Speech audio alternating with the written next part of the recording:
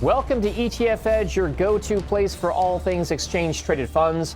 I'm your host, Dominic Chu. Now, the markets are kicking off 2026 amid a slew of conflicting headlines, a lot of cross currents, and it's a year that could be filled with big shifts for ETF investors.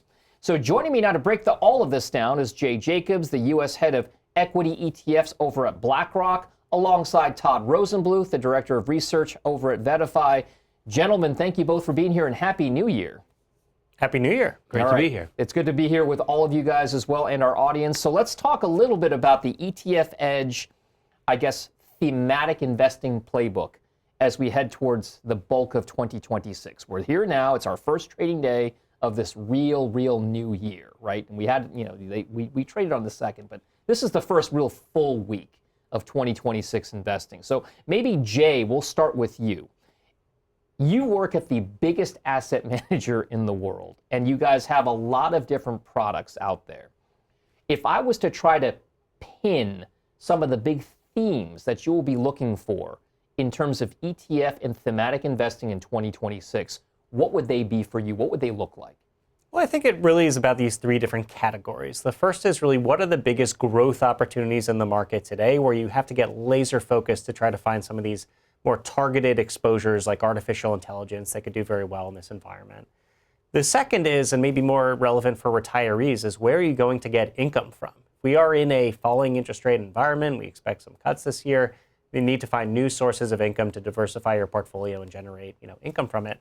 And the third, as we see these bouts of volatility and maybe unpredictable aspects of the market, where can you really get diversification for your portfolio? Something that's going to behave differently from stocks and bonds so you can have more ballast to, weather the storm of different volatility events. Todd, this is interesting as well, because for the better part of, you could argue maybe the last 5 or 6 years, certainly since the pandemic, there has been a kind of press your bets and get rewarded type mentality, meaning the places that have really worked, and if you kept putting more money into those places, you've ridden a huge wave, and AI is probably just one of those stories, right? One of those places.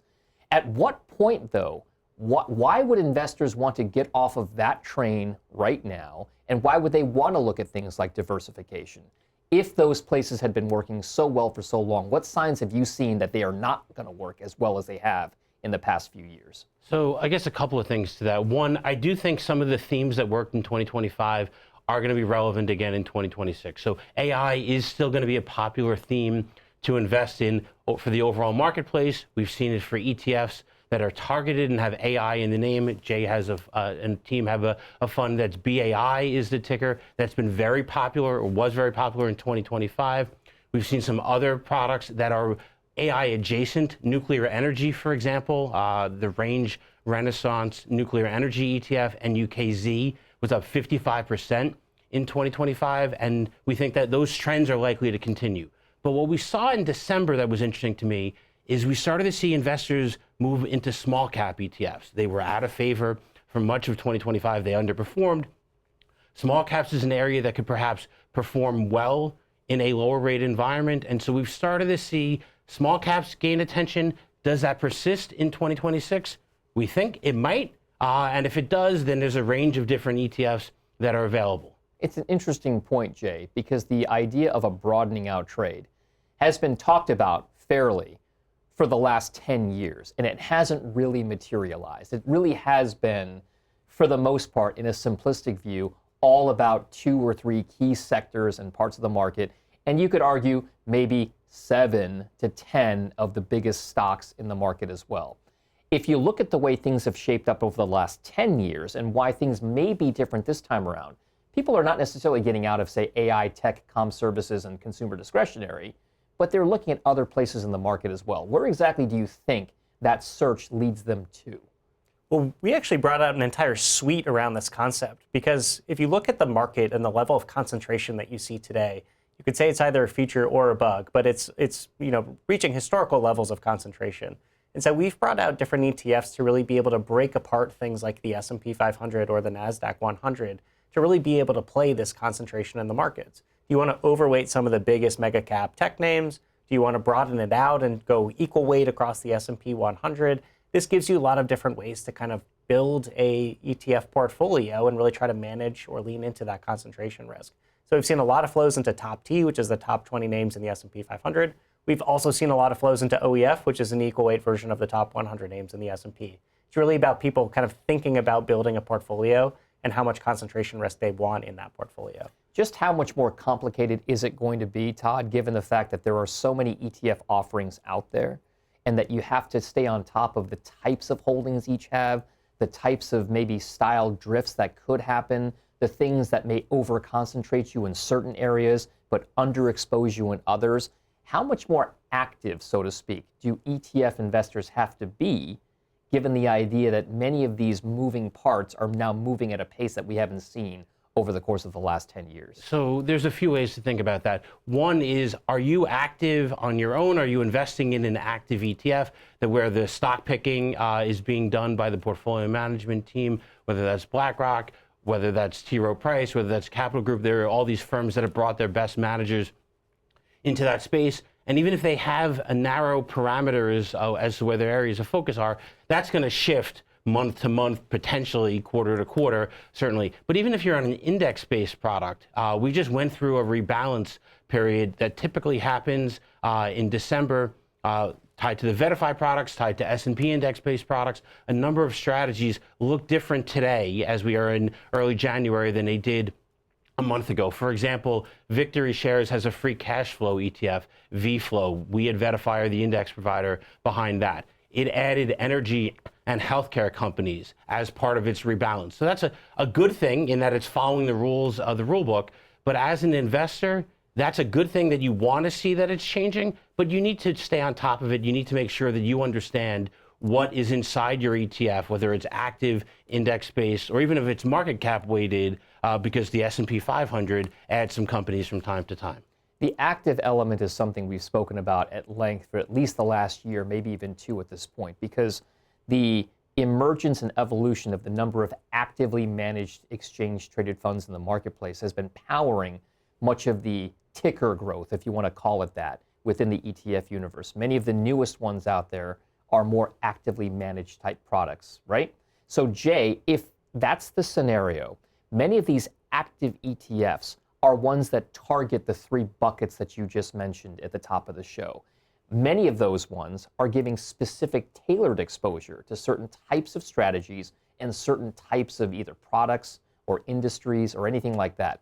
If you look at the way that is set up, what exactly does that fit into like for those three buckets? Are we looking at active ETFs as the main driver or cornerstones of each of those three types of themes? Or are you still looking for an index-based option that then you build alpha around, given some of those actively managed functions?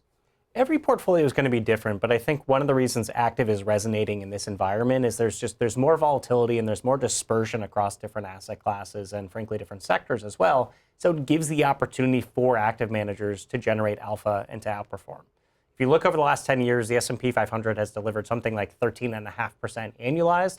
But if you look going forwards, many people expect that to be lower. So if you're trying to get the same kind of returns you've been accustomed to, you might have to start getting some alpha from an active manager to help make up that difference. We certainly see it in the growth space. One of our fastest growing ETFs last year was BAI, or Actively Managed AI Fund. This is managed by Tony Kim. He's really looking for what are the leaders in artificial intelligence going forward. If you look at that income category, we've seen funds like Bali or BALQ, where you have a systematic active strategy, which is not only looking to harvest dividends from different dividend payers, but also write options overlays on top of it to generate more income. And then finally, if you look in that diversification bucket I mentioned, we have a multi-strat product, IALT, which is incorporating kind of many different alpha strategies into one ticker to generate alpha while providing diversification versus stocks and bonds. Well, that's an interesting one as well, because if you take a look at a product like that, right, where you have placed your money in a manager or a team of managers' hands to diversify on their own, to give you at least a little respite, if you will, from having to manage all of that on your own, yes, that's going to be a big diversification tool, but is it something that investors are increasingly looking towards, this kind of outsourcing of that, if you will, Jay? This idea, right, that you can actually get some kind of a multi-strat return without having to do a lot of those components yourself. That's right. I mean, we like to call it kind of an easy button for alternatives, which maybe is a little bit kind of conflicting. But the idea is that alternatives are a great concept for portfolios, that they can provide a measure of diversification. But often where you see investors get hung up is, what are the alternatives I should get exposure to? How do I know what to allocate to different alternatives? Should I be dynamic about it? Should I be static about my exposure to different alternatives? IALT really wraps all of that decision making into one ticker. That's why it's kind of the easy button.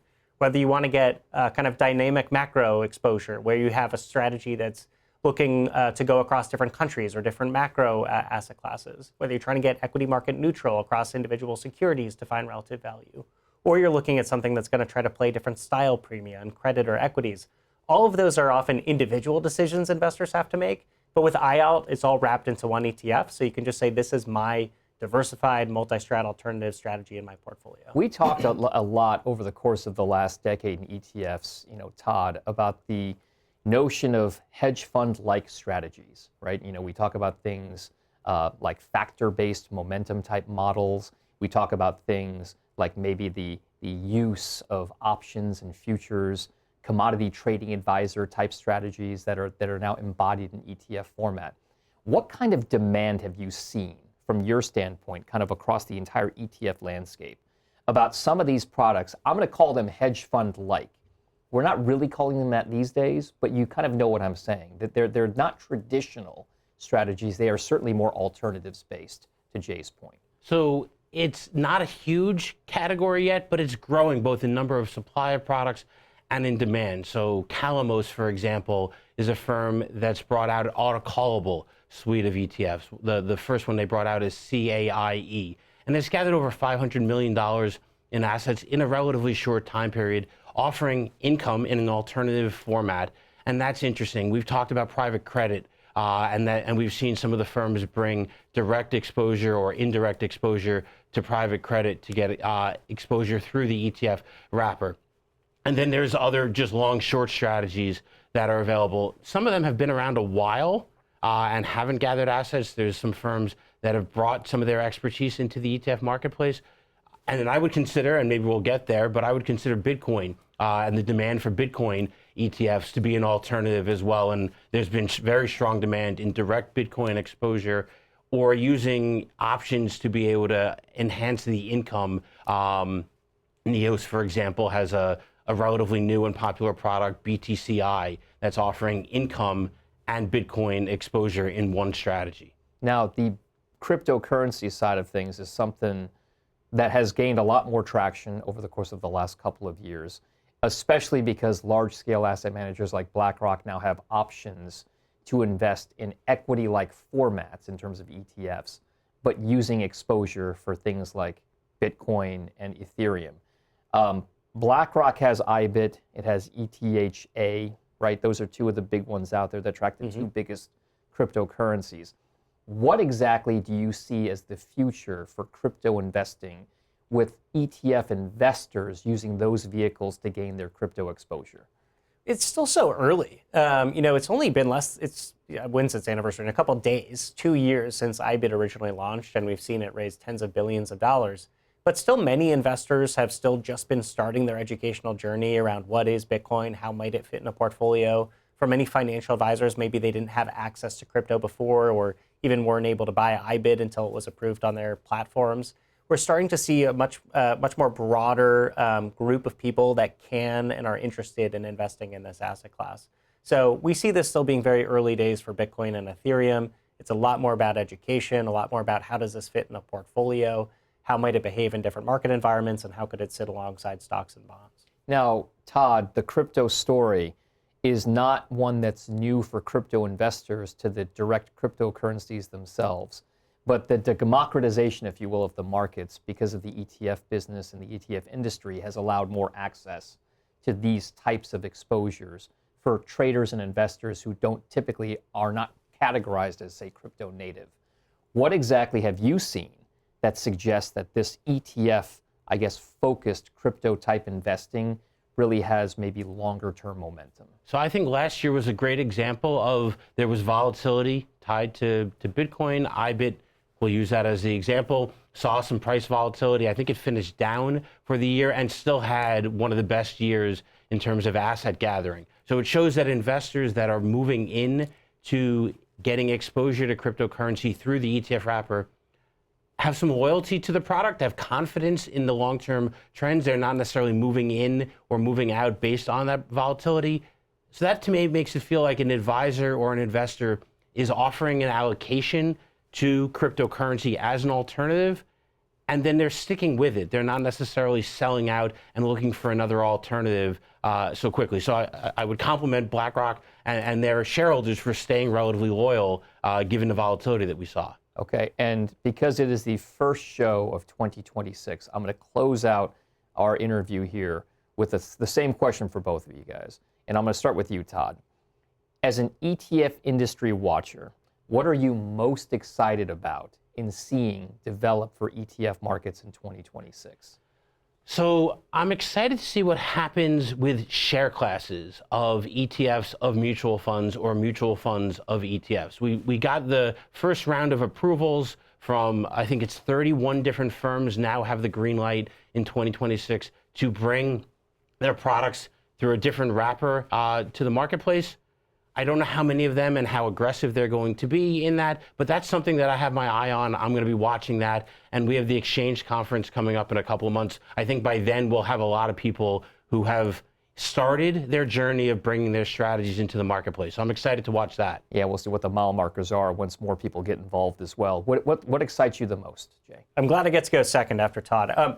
I'm most excited about the growth of the liquid alts category in ETFs. As Todd mentioned, this is a smaller category today, but as we see volatility in the markets and as we see people really try to build out more holistic portfolios using ETFs, I think the liquid alts category is going to play a really important role in helping manage through these different bouts of volatility. All right, liquid alts, share classes.